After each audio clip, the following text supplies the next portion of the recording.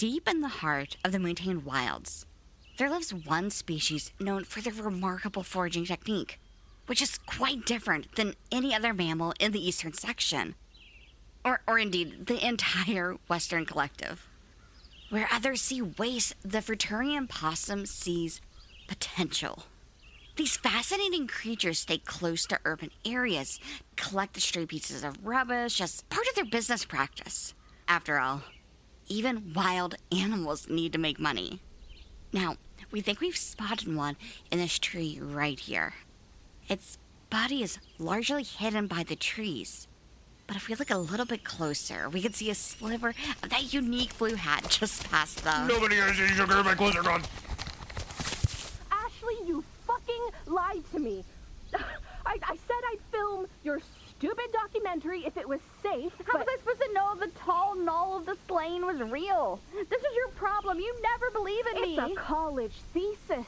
It's not like when I submit to the Ruri Film Festival, it will win Best There's Nature. already a documentary about these possums. But mine would be better. Welcome, everyone, to Stories Told Again. I am your Dungeon Master for the evening and certified disco boy, Austin the Diabetic DM. He keeps just saying things. At this point, yeah. They're all true. Explain yourself. How does one get certified in No, disco? this one part is What does just that a mean? Midwest thing. Explain I'm that. from New You England. have a certificate for disco? I know. I had like 5 other things that I could have done, which frankly are a lot more Midwestern than certified disco boy, which by the way, no context. Of course. With everything that you say, there is no context. We never get it. Yeah, I'm going to provide context for some of these. Like that's going to be part of like the question show. I'm just going to cancel that one out. You guys can't do that one. Anyway. Moving on, I guess.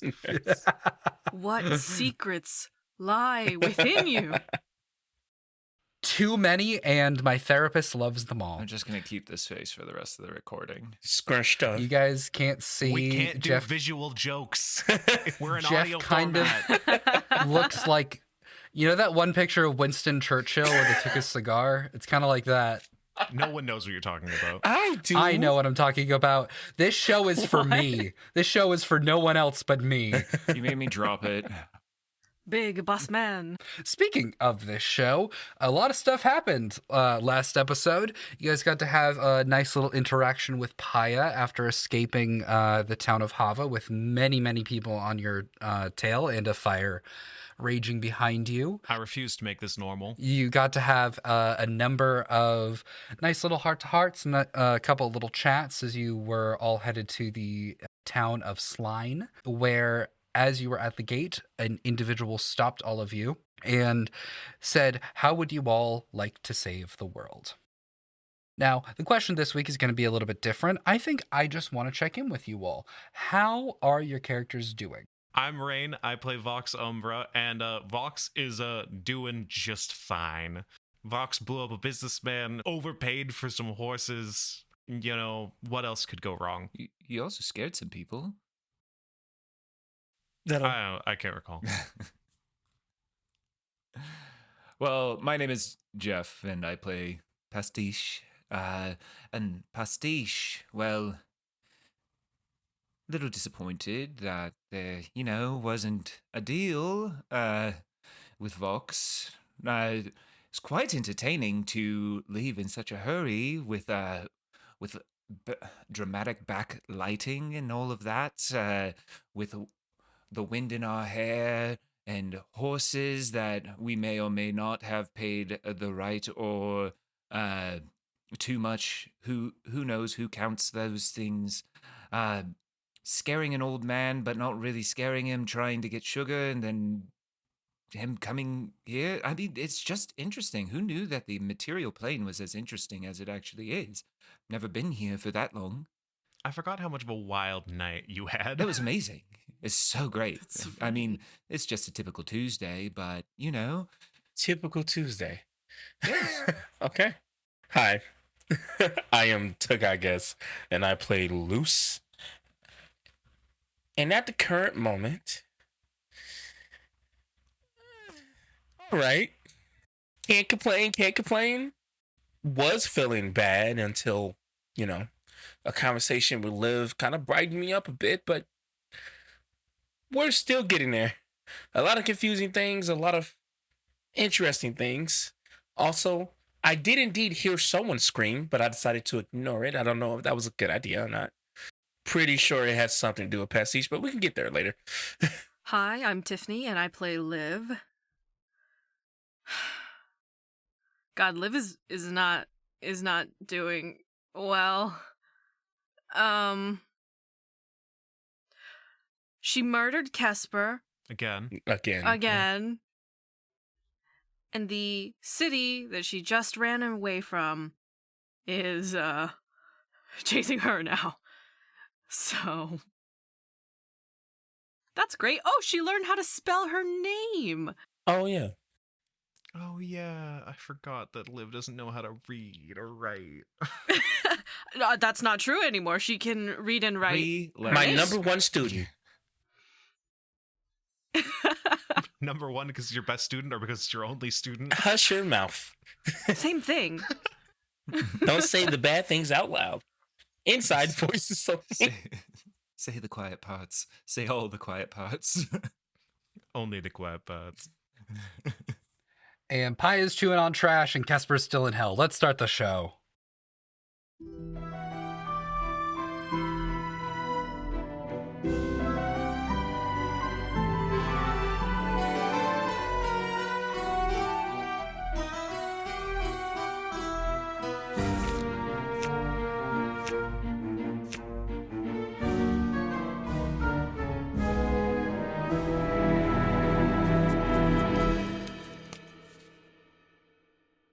So, the four of you are being led into the walled-off town of Slime, one of the first and only towns that you have seen on your journey ever since you left Hava several days ago. If each of you could make me a perception check, please, as you are led through by this man dressed like a big game hunter who apparently goes by the name of Gilgamesh. Perception. 8. 14. That's a dirty 20. 9. Luce, Tiffany, I think the two of you are so generally sheltered that you're getting a little bit of like shock from everything. And I think that you're trying to focus on the similarities of where you are to where you've been. So, Luce, off in the distance, I think that you see that there is a butchery that's right next to what appears to be like almost like a non-denominational worship center. You can tell that it is because it has like the symbol of the Ariri Collective on top, and then directly underneath of it, a singular wheel that has all of the deity's symbols on it, both good and evil. Okay. Liv, you smell freshly baked bread the moment that you step through that appears to be undercut by almost like a acidic, almost briny scent. Pickles and bread. A little bit. Pastiche. You see a place off in the distance that has like a number of lights and sounds and colors. It does not appear to be like a stage or a theater or something like that, but it looks to be something a little bit fun. And Vox, with a dirty 20, I think you're the only person that looks at the overall infrastructure of the town. As you're looking at the wall that's covering the entire outside of this town, I think you notice these are new. These are like maybe several weeks old, if that. I think you notice that there's also a translucent sheen that is covering a number of these posts that are in the ground. Pastiche is gone. Like it's been put up within the last couple of weeks, like transmutation? Not necessarily magic, almost as if this was something that was done very quickly and very recently, as if the reason for it is something that is very, very recent. I see. So, Gilgamesh, where is it you're leading us? A lot of this looks pretty, a lot of this seems pretty, new. Has there been a lot of new construction lately?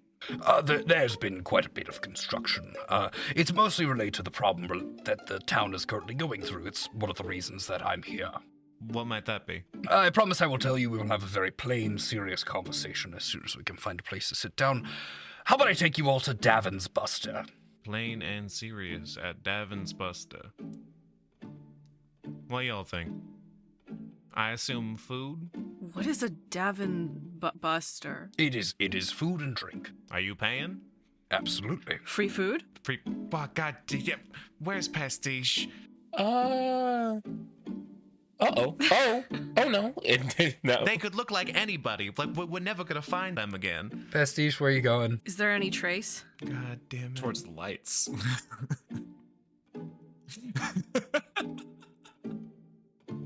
Pastiche didn't do this like stealthily. Basically, as soon as they saw it while we were walking, they just started to kind of coast further and further away and keeping with them a little bit. But as soon as they saw the lights, it was like, ooh, shiny, and just started to verge off of it, not trying to like sneak away like they weren't doing it, just saw something. So like I said, we'll never find them again.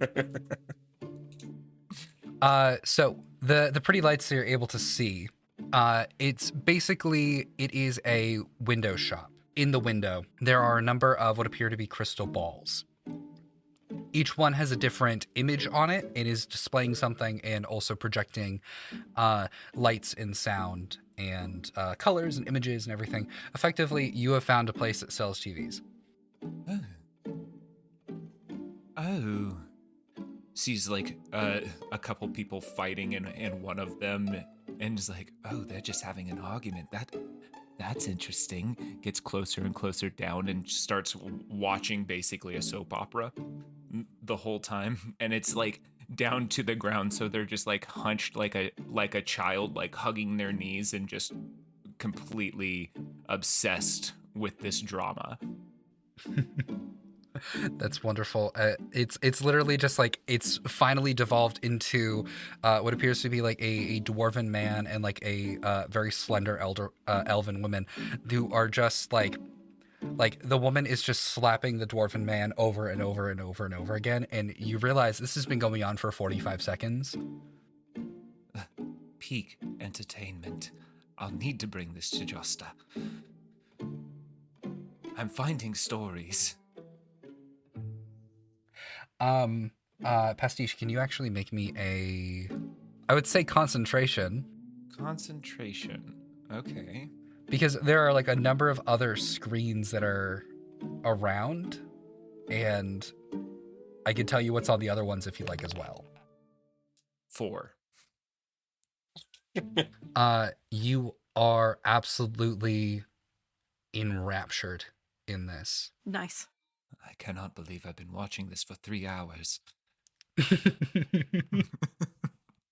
Yeah, as the other three of you walk through the doors of Davin's Buster, effectively what you see appears to be I would say a traditional tavern, but that is fundamentally not true.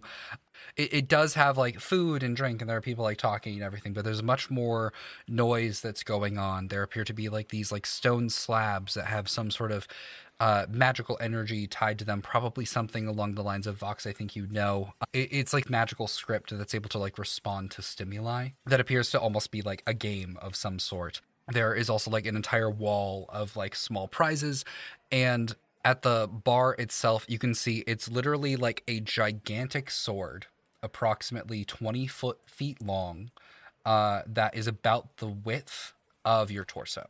At the bar, there appears to be what I can only describe as the most anime-ass looking man you've ever seen. Cloud Strife. It's a lot like Cloud Strife. It's like the hair is spiky and purple.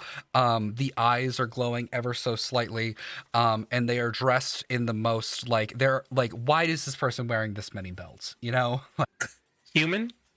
They do appear to be human. Yes. Huh. Yeah. And something that you can also see is that there appears to be someone who's teleporting around the building. What appears to first be table to table, and then appears to be like going off into the bathroom, and then going to one of the games, and appears to be like sheathing and unsheathing a sword every time that they do this. I think I'm gonna lean over to Luce, and I'm just gonna be like, opted we follow this guy because it seemed like he would know what he was talking about and was intriguing. And now I'm deeply concerned that we're gonna be trapped here forever, and this is again some kind of weird Fey Pia deal thing. I wish Pastiche were here, and I can't believe I just said that. Luce is going to bend down because he is way taller than Vox. I'm speaking up to Luce.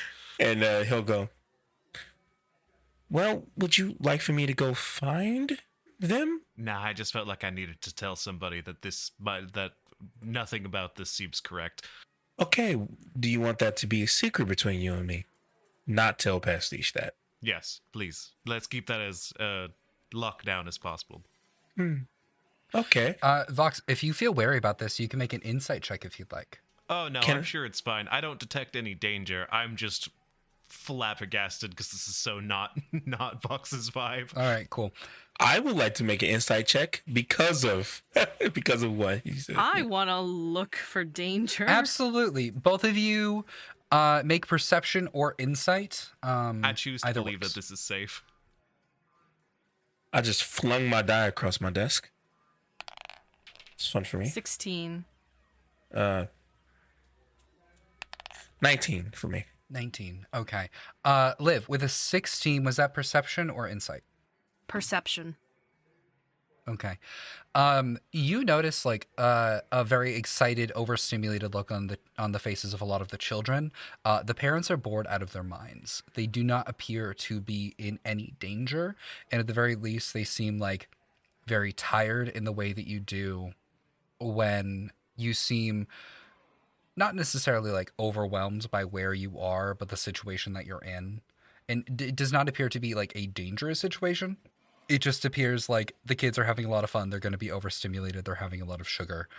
And in that way, I'm going to have to deal with this when I get home. But overall, this appears to be a very safe location. Luce, you got a 19, was it? 19 insight. 19 insight, okay.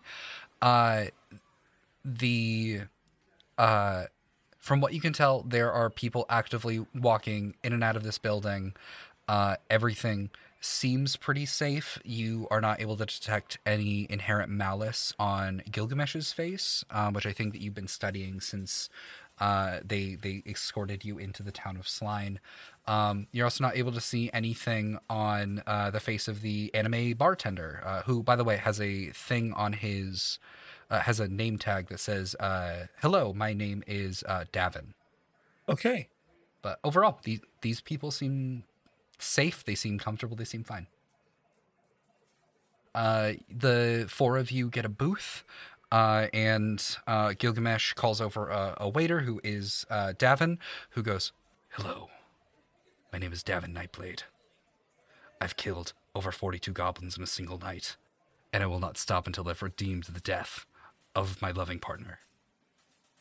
We also have a You're at like a 10 right now. I need you to be at like a 4. Where's the menu? We also have a special on hot wings today.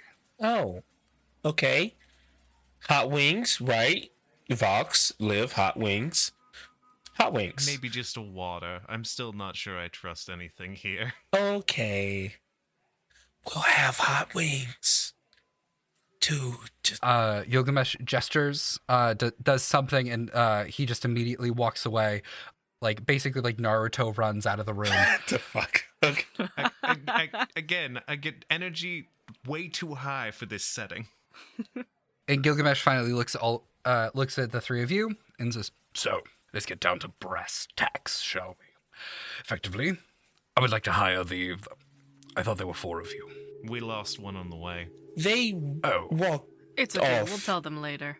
Yeah, we'll find They're them. included. It'll be fine. Well, then, effectively, I would like to hire the 4 of you to help me with a bit of a conundrum that I am having that will potentially save this town and society as a whole.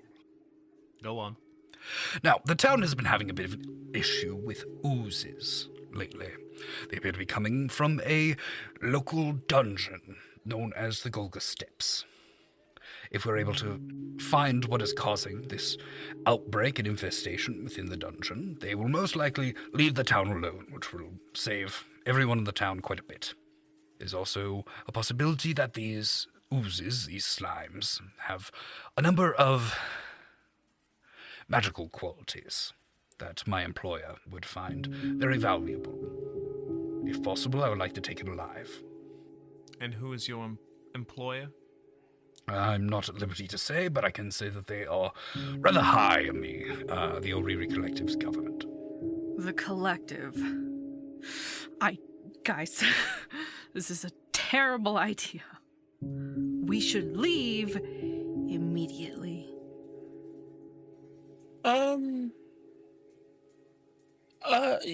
They had me at slimes. I don't know about that, but that does sound bad. I do have to agree. And looks at Vox. I'm inclined to agree with Liv. I don't think we want any work from the collective at present. Let's not forget. What is the reward for this particular endeavor that you're offering? Effectively, any magic items that you find during your travels and adventures, I would allow you to keep, along with 500 gold pieces for each of you. Each? 500. 500. And if one of us happens to be missing, would it be split among three, the 2,000 gold? Oh, absolutely. Then it would be approximately 666 gold pieces for each of you. Gold is important. It gets you places. Now, not saying that we wish to agree to this deal here or to take this job. What is exactly do you want with this particular oozes, and how do you intend for us to capture one? Well, I simply need you to weaken it, effectively. I have a bit of magical ability myself that I will be able to use to bind the creature, allowing me to transport it safely. Oh, so You would be accompanying us then. that was my question. Absolutely. I'm merely just hoping for a bit of extra muscle, if you are so inclined. As for what the creature does, effectively, what we have found appears to be something that is able to undergo disjunction. It is a creature that is able to break down magical effects, mainly those seen in objects. It's a disenchantment ooze. Indeed. Used on certain illegal contraband, this would be able to ensure the safety of society as a whole. Well, how does this save the world, necessarily? Imagine if we find a blade of wish, for example. What would happen if that was brought into the wrong hands? Now, instead of simply putting it away, leading to the inevitability of an individual coming in and taking it for themselves, we can destroy it. Make sure that no one is able to use that magic. Okay. But you want to capture this creature. You are not destroying it. No, we are not. Well, I've learned that oozes are very dangerous, and we should always make sure that they exist if we can't, exist out of reach of people that they can hurt, or for lack of better words, ooze them, if that makes sense. Make them a puddle. We are attempting this, and this is also part of the reason why we are doing this. It appears that the creature, every time that it disjuncts one of these magic items that appear to exist within the dungeon in a very large quantity, they appear to be able to create smaller slimes that, some of which, about, from what I can tell, 1 in every 100, have the qualities of those magic items. And as you can see, and he points to the guy who is teleporting around, and you can see every single time there's a small puddle that appears to be like a small ooze about the size of like a hockey puck that he's just like destroying.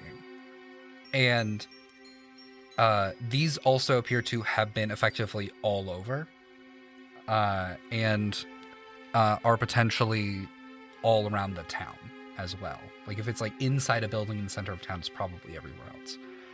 And how soon are you looking to venture below, then, to this dungeon? I would like to leave as soon as possible. That's why I was hoping to get you all a bit of lunch before we trek out. Okay. Why did you choose us? Did you just see these weird-looking individuals at the front gate having trouble, and you just decided to help so you can ask us to do a job? Or am I missing something here? Young man, may I have your name? May I use your name? You can call me L. Well, El, it's a pleasure to meet you. Gilgamesh Bainsworth at your service. Well, El, I noticed I'm rather perceptive in my line of work. I like to find people and find a good use for them as I can. I noticed the religious vestments upon yourself. I noticed that she is wearing a full suit of armor. I noticed the sword on your very pale friend is... I noticed that last night, and I also noticed that you appear to be a armed to the teeth individual as well, my young Fearbolt. Simply put, I believe that the four of you have enough skills to be able to go through this alive, and I will make sure that happens. Vox, I'm kind of convinced. I don't know what to say. Well, We need to run, though. Give me just one moment. Gilgamesh, if you'll excuse me, I'm just gonna step out very quickly. If you two would like to join me, I just would like to gather our full number before we make any major decisions. Oh, of course. Just, please come back. The food should be ready pretty soon. I've heard the jalapeno poppers are quite perfect today. Noted. Okay. And Vox is gonna go outside. Yeah, I'm gonna follow. Lewis is going to be the last and kind of turn and look at him again. And then we'll leave, walking after the others. He just gives like a little salute with two fingers. I'm gonna step outside, and can I make a perception check to see if I can see Pastiche? Absolutely. Is anyone else doing this? You can do so with advantage, though. Yeah, I'll help. No, I don't need it. Natural 20. Oh, snap. Oh, Hell yeah. Unneeded. All right, from here you can see the TV shop. You can see Pastiche. You know exactly where they are. Pastiche. Hey, Pastiche. Huh? What? What? And a gesturing thing, just like to beckoning. We'll be back with more Unarmed Strike. Oh, I needed to see what Princess Concordia did to Duke Hammerstride. He tried to take all of her grapes. It's all reruns anyway, buddy. What are those? Moving on. So, to fill you in, the man who got us into town, he wants us to raid a dungeon for some oozes for the Oriri. Now, I'm thinking... I thought you said they worship me, right? That they worship the Fractal King. Yes. But they also would like to...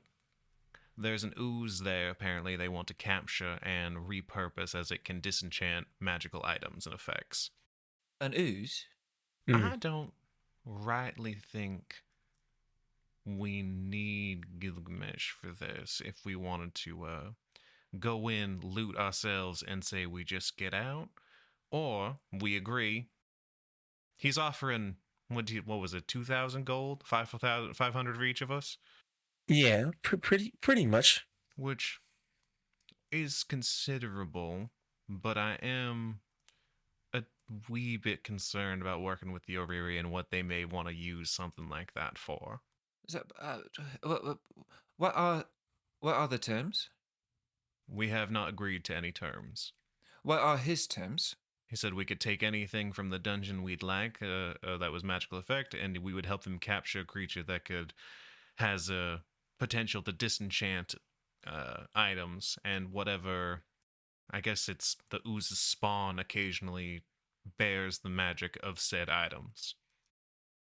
I'm gonna make a roll for myself for this. I have an idea. Austin, would you be okay with me making an intelligence check to see if Pastiche would connect the dots that I am connecting? Yeah, absolutely. So in my mind right now, what Pastiche is hearing is that we are trying to get an anti-magic slime, and they're saying that we could take all of the magical items that are where this anti-magic slime is. So would there be any magical items? That is something we are concerned. That's something I am concerned about as well. Okay. Yeah, go ahead and roll. Okay. Ooh, okay. 18 plus 3, so 21. I think that you definitely connect those dots, Pastiche. Okay. I think that something else with a role that can drink legally in the United States, I think that you would also know if this is the case, leaving as soon as possible would ensure the highest level of success for you all to be able to find any sort of like magic item that is still intact. Do we know where this cave is?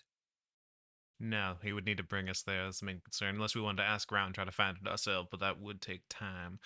Again, though, I am not convinced that from what I know and from what we know about the Ariri Collective, and if they are working or are at least partial to the Order of Optimus, then maybe we don't want them to have something that can disenchant items at will. And they may... Do we have a pen and a piece of paper? Sure, I have one in my pack. I'll hand something over. So, what are... you see, Pastiche takes out some glasses that they have, puts them on, brings them down to the off of the bridge of their nose, almost right to the tip, and starts looking at it, takes out the piece of paper, takes a pen, touches it to their tongue a few times, and then just looks at Vox. What are the terms that you are wanting? We need to get our wording exactly correct here. Oh, you sly... Okay. I am so lost, but I'm here for it, I think. We want Pastiche to make the deal, because then he can lock it in as a Fey contract. Oh. Yes. I like loopholes. So, with loopholes, what that means is that if you make it vague enough, can skirt around their saying. If we're looking for magical items, then what we can do is say a magical item each is expected. If one of us does not get a magical item, that means that there are 4 magical items that we are supposed to get through this. If all of us can walk out with a magical item, then the contract has been fulfilled. If one of us does not get a magical item, the contract has not been fulfilled. Do we know if this man potentially has magic items that he could give to us that are his, or we could just feed the ooze? I was gonna say, it's like, what if we just pickpocket him and leave him in the dungeon? No, please. Let's not just... All right, fair. He has been a bad idea. He has been nothing but nice to us. For now. Yeah, yes, okay. But also being nice is a face. I don't like the way he's referring to and how he's referring to each thing. I mean, he says it's like, "Oh, how would you like to save the world?" But it's very controlling of wish spells and magic items in general. It seems very He wants to enslave a free spirit. that I'm not hugely big fan of giving the ooze over if it's just its natural habitat. Well, it's... Let's not forget he works for the Ariri Collective. That's the biggest hook, too. That is true. DM, just to clarify, with the oozes that were issuing the teleport, were they killing the oozes to use the teleport? The teleportations seem to be their own innate magical effect. Actually, if you can make me an Arcana check, I can tell you more about that. Natural 1. Shit. You have no idea how they were doing it, but one of them was pretty close by, and he just went, "Nothing personal, kid," and then he stabbed it. Okay, so I can confirm with that it definitely did kill the ooze, that the oozes are definitely, like, not having a good life. Yeah. I would say that I am against anything we do with this man at this point. I had a good vibe when we first met him. He let us into town. I kind of lost faith as soon as he said Davin Busters. Davin Busters? What is that? That's the A restaurant over there tavern. that he brought us into. Apparently there's hot wings, so if we want to go back, we do this, but I would love to work in somehow protection of the creature. Well, how about this? How about we agree to go, and then how about we put in the contract that we are agreeing to go, but we can determine how we handle things once we're there, because we don't officially really know what's going on there. And it seems like there are some stuff that could help us on our journey, and or possibly the longer we spend time with Mr. Gilgamesh, we can find out more stuff that can help us stay away from the very two, bad factions that we're, staying away from. I feel like the more information, the better. Yeah. He mentioned, though, that they want to capture it alive.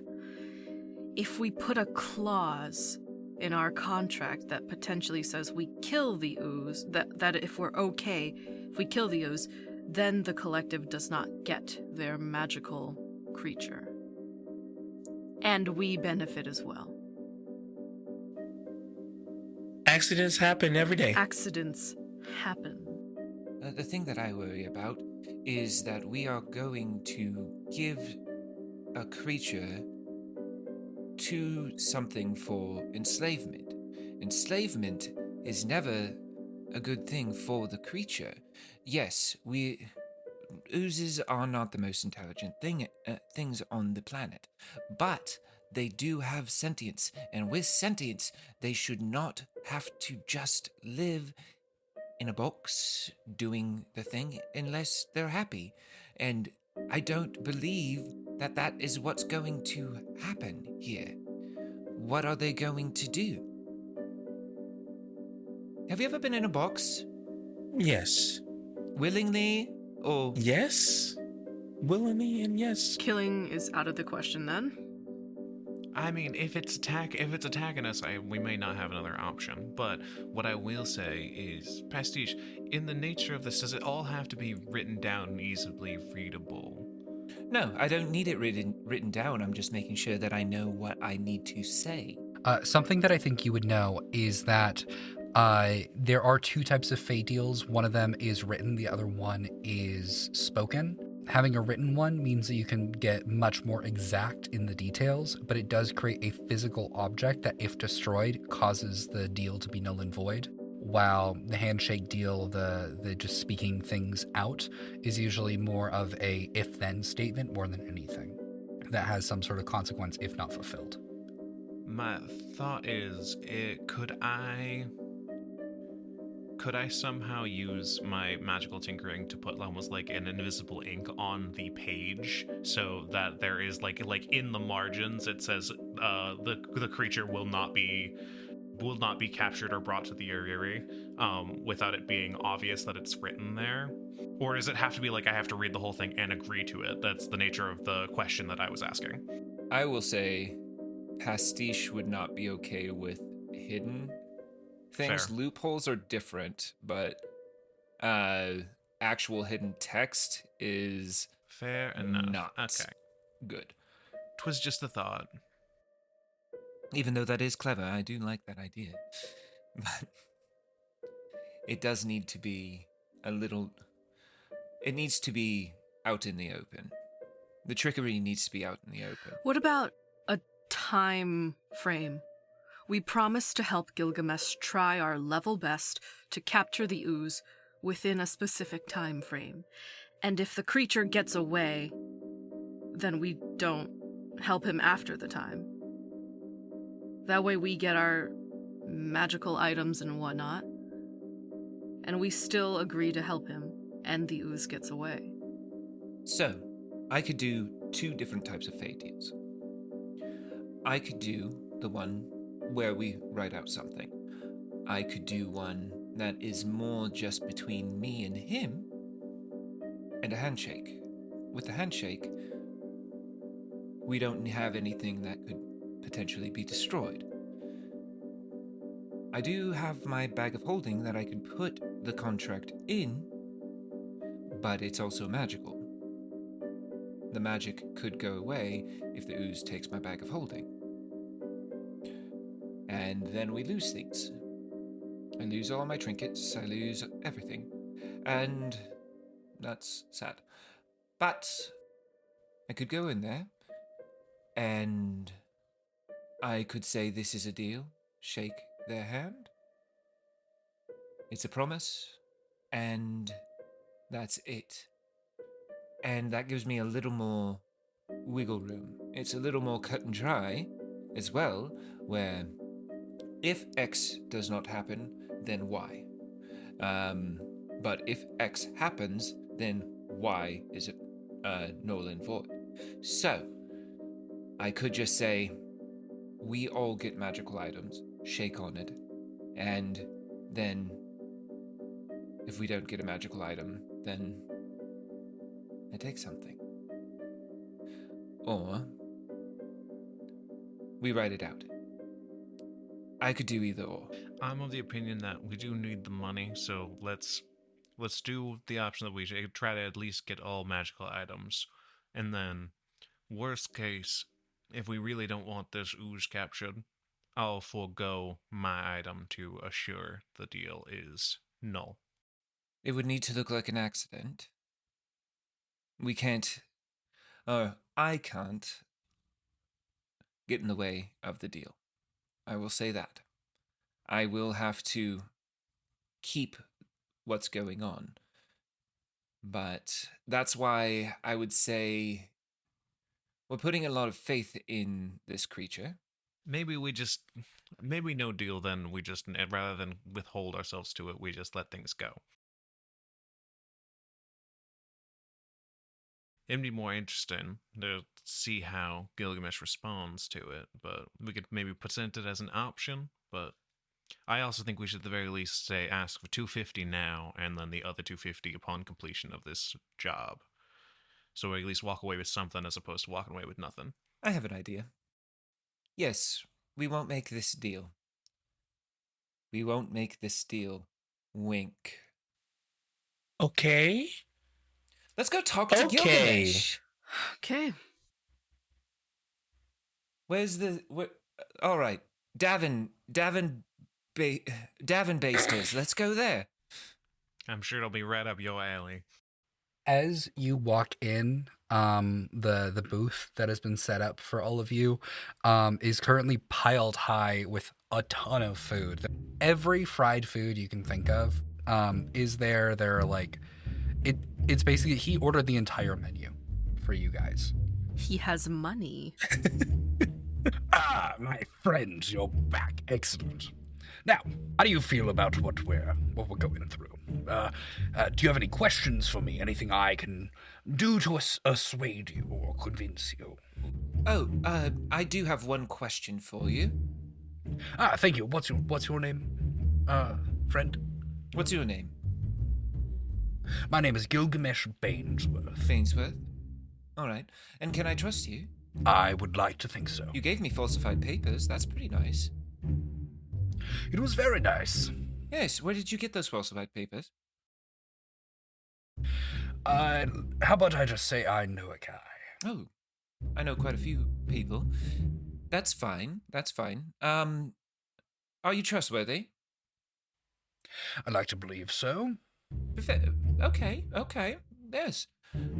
So would you be okay with it would just ease my mind so much. Oh, I forgot to tell you my name. My name is Pickles. Wonderful to meet you, Pickles. Pickles and Elds. Yes, Pickles and Elds. But wonderfully beautiful. Beautifully created. Yes, we are a musical number. Pickles and the L's. All of them are L's. I and am L number Pickles. 2. Ah, Yes. Okay. L number 1, L number 2. I'm assuming that you're L number 3, my friend. No, he's at L number 1, and that's L number 2, and that's L number 3. Oh, yes, so terribly sorry.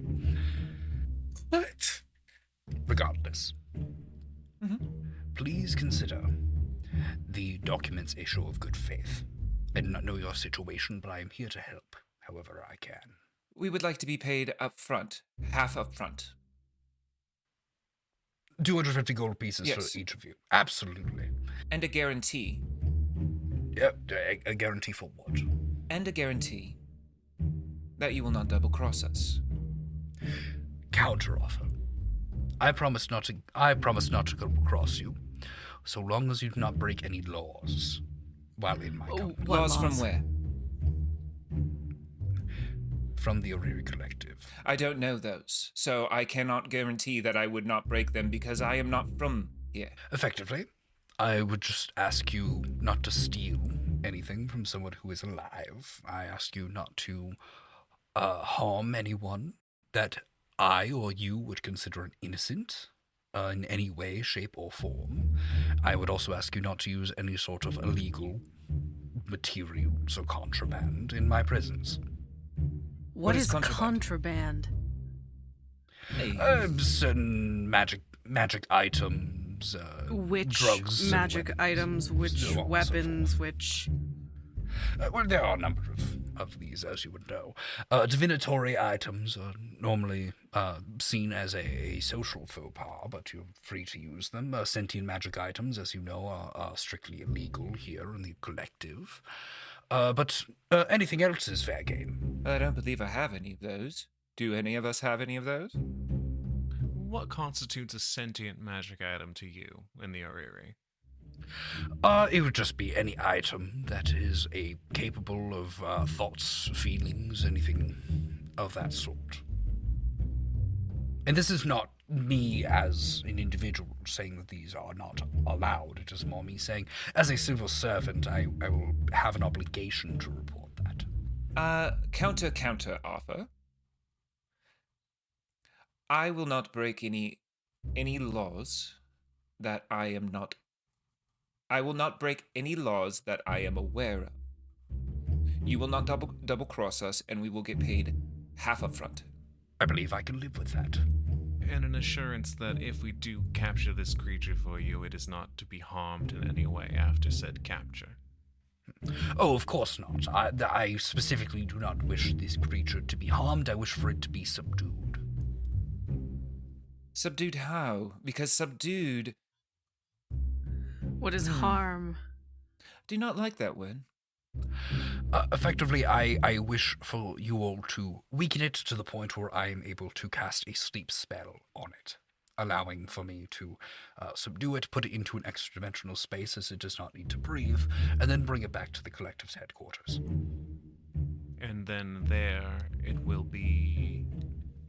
It will be well taken care of for the remainder of its days, given a steady supply of illegal contraband that's able to eat and disjunct to make sure that it is well fed while researching it safely and ethically. Insight check. Big insight check. Absolutely. A natural 1. Shit. Or 2. You believe every word he says. 24 for Luce. Ooh, I got a 12. Insight is his thing. Luce? He believes every word he says. I don't like the way you said that. I mean this as in he is not intentionally lying in any way, shape, or form. With a 24, he thinks he's one of the good guys, and he's asking for your help. Do I get that he looks like he's a caster of some kind? Yes, you do. Last night, I think only Pastiche would have seen this, but he appeared to have a staff on his back that he appeared to wield almost like a hunting rifle. And you can also see like 1 or 2 small magic items on his person as well, including what appears to be a handy haversack at his side. Are you all comfortable with this? Yeah. Absolutely not, but we have to do it. All right. If we are comfortable with it, I will not break any laws that I am aware of. You will not double-cross us, and we will get paid half up front. There will be no harm to the ooze, and it will be treated ethically. I agree. And he holds out his hand to you. Pastiche takes it. Is it a promise, Pastiche? This is a promise. Wonderful, the deal is struck. Now, let's eat. The deal is struck. There's plenty of food around all of you. We can skip ahead to the end of the meal if you all would like. And he pays for everything. And eventually leads you outside the city. I know this is important. We should move on to more plot relevant things, but I just need to know what Liv's reaction to eating hot wings would be. Oh, Liv, make a Constitution saving throw. He gets diarrhea. That is 21. Oh, shit. Oh. Dang. Liv, you have a new favorite food. Oh, boy. I like to think that spicy is just pain, and that means it is not that spicy. Takes the habanero pepper like a champ. Liv would be the weirdest interviewee on Hot Ones. I wish Kessler was here. Oh, yeah. They're dead. Pastiche For takes now. the time to break open everything and check everything inside just to make sure that they can eat it before they stick it in their mouth. There are a number of vegetarian options. If you say that you need that, a certain number of foods are pointed out. Okay. Yeah. No meat, no meat, no meat, no meat. Doesn't try to make a big deal out perfect. of it. Just basically pokes everything. Yeah. Oh, yeah, totally. I've been relatively well fed, so I'm not going to be eating that much, especially not in front of this guy.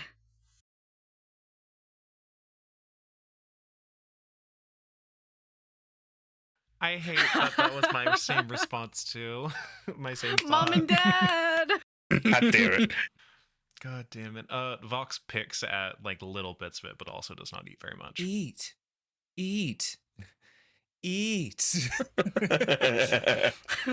Pastiche takes little bits and is just like tossing it at Vox. Eat. Stop throwing things Well, at open me. your mouth. I'm not doing it. Open your Absolutely not. mouth. No. It's good. Just Pastiche, once. You're Just killing once.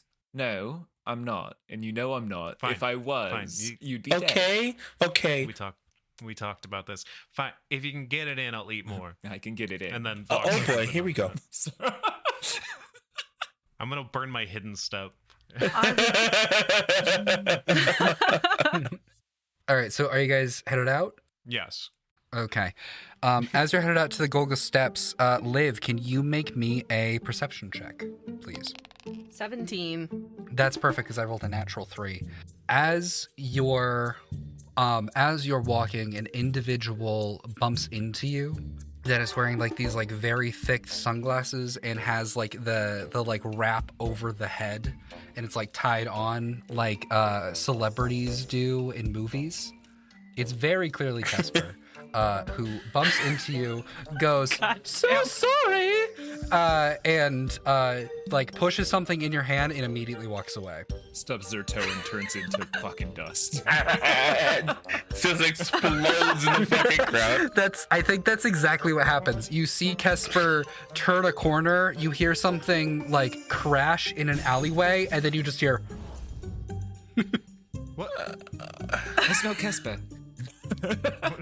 Vox looks around. It smells like brimstone and roses. I have nothing to say about that. What is that? What is that ridiculous devil doing? What is this? Okay. In your hand, there is a piece of very warm, freshly baked bread that is wrapped in a piece of paper. And as you unwrap it, you see that there are words and pictures on the paper. You do not know what the words say, except for one word, which says live.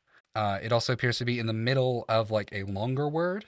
And there also appears to be like a drawing of you on this, along with what appears to be a number. A bad drawing, It Kaya-style drawing. It's just a stick figure. It's relatively accurate, although it does make you look a bit angrier, a bit more crazed, like almost like you're feral. So accurate. Huh. It's so accurate. I also All right. like, did we notice that this pass off happened, the rest of us? I think you guys would. Casper rolled a natural 3 They were not subtle. on their sleight of hand check. So yeah, I think you guys would see this. Liv, what you got? A piece of paper. Immediately just starts talking to Gilgamesh to keep them distracted, or to keep him distracted. I'm gonna like keep it unfurled and like show everyone. Okay. It's a wanted poster for Liv. Oh shit. Oh, okay. It's not in like a language. I forgot Liv couldn't read. Never mind. Yeah. No, it says wanted the oblivion of the Optimus Order, prize 5,000 gold pieces. Oblivion of the Optimus Order wanted 5,000 gold pieces. Liv, is your first name Oblivion? That is a good question. No, there's no way. That seems like a lot, right? I was told my name was Liv. I didn't consider it would be short for anything. Well, this is probably insane because... Oh, Oblivion. Yeah. I mean, who named me that? I don't know. Make a history check. Okay. 10. You have no idea. Okay. Well, A wanted poster. well, Well, that means Do you know why they'd want you for 5,000 gold pieces? to kill me, probably. What they've always been doing. I have no idea why, or I've never known why, but they're outside now. I am now wanted outside the city as well. If it helps, there is something in the corner written in very, very nice handwriting. It says, Liv, found this in Hava, thought you should know. Then XO, XO, XO, XO, XO, XO, XO, a heart, and then in the heart is just the letter K. I don't know anybody named EXO. it means hugs and kisses. Signed Gossip Girl. Signed Gossip. If we run into the octopus, I'm saying that it's Pastiche. Or no, I guess I'm saying that it's Jeff that the octopus should take instead.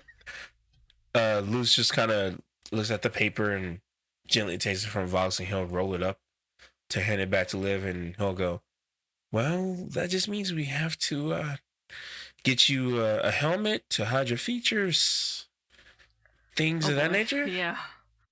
Or a really big cowboy hat, because I think I'm probably going to have my own wanted poster soon enough. Yeah, that sounds like a good idea. Luce, maybe you too. You were with me, and I don't mean to stress you out, but you are technically, what's the... Wanted? You are technically, maybe not wanted, but you're... Accomplice. Accomplice. Yeah. Be quiet, you exploded. No. Aiding and abetting? It was mine. Okay, 80 and abetting. Okay, how about flashbacks of the Terminator? You see him just kind of go pale for a second. He's like, this wouldn't be the first time I would have to disguise myself. Again, my mom is not the most polite person in certain taverns. So, and I don't think it's going to be a problem for Pastiche to change their look if they, wanted to anyway. So, yeah, I think we should all figure something out. I think I know what I'm going to do. Well, either way, Liv, I don't think you got something to worry about it. They ain't going to get you. I don't know. We're directly working with someone who works for the Ariri Collective, who work with the Order of Optimus. Which is why I'm still on the we leave him in the dungeon option, but I've been distracting. By the way, Pastiche. Yeah, the entire time that you two have been talking, he's been like fully dominating the conversation, just being like, "And that was about my third beholder that I found. That one went to the Darien specifically. And they turned into a topiary. Oh. But it was between the owl bear and oh man, what's it called? It's an umber hulk, I believe. An umber hulk? I don't know. It's somewhere in their maze. Oh, very interesting. You know, I've wanted to see on the inside of an umber hulk, and also, have you seen inside an umber hulk? Indeed, I have, yes. Ooh. Oh my goodness, the umber hulk, my friend, was quite a tale, Pickles. Effectively, I was able to harden my hand using transmutative magic and thrust it into the heart of it. Grab it, pull it out. Turned out that it was his liver. I went back in again. Boom, pancreas. Boom, stomach. I just went through and grabbed everything I possibly could. Those are all different types of organs. Indeed they are. And you're here. I lean back to Luce and Liv and be like, I'm so glad that Pastiche gets to handle all the social interactions that I would not want any part of. They sure are good at gabbing. Yeah. So the four of you have been walking for about, I'd say, 90 minutes into the woods on the opposite side of town. And as you've been walking, the forest is beginning denser and denser and denser, as if like a twilight. There's very little light coming in from the canopy, until finally you reach a clearing. And in this clearing, there appears to be a very large stone structure that it's a ziggurat, specifically. Luce and Vox, can you make me history or nature? Okay, and I can say both of you can do so with advantage. Thank God for the advantage. That's a dirty 20? That's an 18. All right. I think both of you would recognize this then. This is very clearly several thousand years old and Giantkin or even Firbolg made. Some sort of forest temple or something that was made for someone very powerful thousands and thousands of years ago. You do not know how old it is. All you know is that it is incredibly old, incredibly large, and is apparently leaking oozes. Oh. It's a Giantkin temple? Gilgamesh, do you know that? So as you get to the temple, Gilgamesh says, "Oh yes, I was quite aware that it was indeed it appeared to be an ancient temple, potentially involved with Firbolgs or Goliath, something of a giant kin." Firbolg, Goliath, Giantkin, as I point toward Luce and Vox. Where's the Goliath, though? I look at myself from like my 5'6" form. You know, that does bring up a question, by the way, Vox. Why are you so short? Can you just ask someone that? Do you want the short answer, or do you want the sad answer? If it gets us to why you're so short, yes. Malnourishment. Oh, that means you're way older than me. Okay. Moving on with the trauma. There is a very... That sounds sad. I'm uncomfortable with this situation. Let's move on. Gilgamesh, very uncomfortably, leads you to this very large stone door that appears to have 4 plates near the entrance. Now, this is why I needed the quantity as well as the quality that I did. I need each of you to step on one of those 4 plates to open the door. Is this a trap?